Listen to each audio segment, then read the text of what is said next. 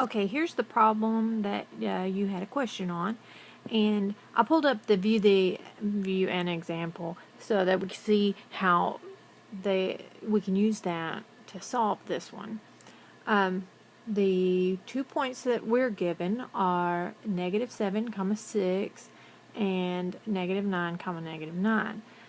And in our view and example, the only difference is the first point. It's a -4, 2.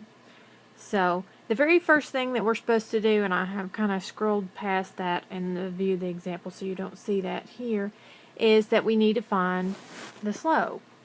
So I have the equation for slope written over here, the formula. So we're going to take y sub 2, which is the y coordinate of the second point, which is -9. And from that, we're going to subtract the y coordinate from the first point, which is 6. And then we're going to do the same for our x's. The x coordinate from the second point is -9, and the x coordinate from the first point is -7. Now, when we subtract a negative, the thing that I usually do is add the opposite. That makes an addition problem, which is a lot easier when you have positive and negatives. So if we simplify this, -9 minus 6, they have the same sign, so we add them up and keep the sign. That gives us a -15. And in the bottom, we have -9 plus 7, which just leaves us with a -2. Since we have a negative in the numerator and the denominator, they cancel each other out. If you divide a negative by negative, your answer is positive. So we can just rewrite that as 15/2.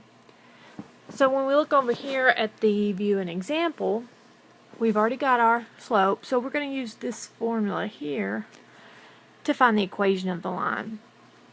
So ours looks like y minus, and y sub 1, or the y coordinate from our first point.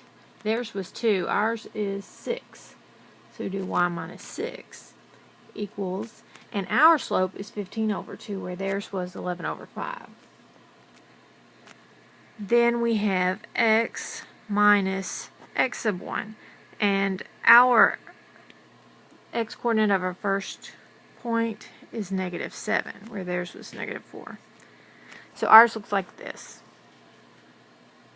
And we're going to simplify just the same way that they did. They have us subtracting a negative, and just like we did in the slope, we're going to add the opposite. And that's going to simplify it to y minus 6 is equal to 15/2 times the quantity x plus 7. It makes it just a little bit neater and a little bit easier to work with. Now on the view of the example, they had to multiply both sides by 5 to clear the fraction.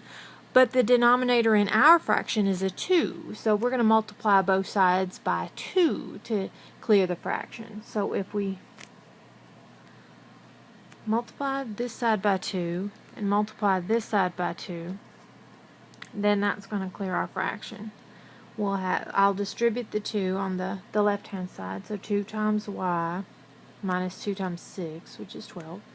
And on this side, since everything is multiplied together, we're just going to look at this. We've got a 2 in the numerator and a 2 in the denominator. We can just cancel those out. So what we end up with is 15 times quantity x plus 7.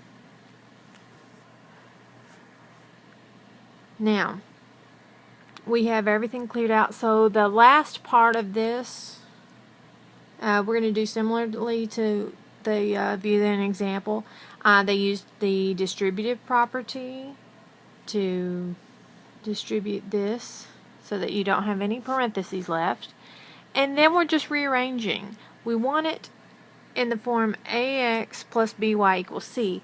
So we want to make sure that on the left-hand side we start with our x term, and then we have our y term, and then we have our equals and whatever our constant is, the number that doesn't have a letter next to it.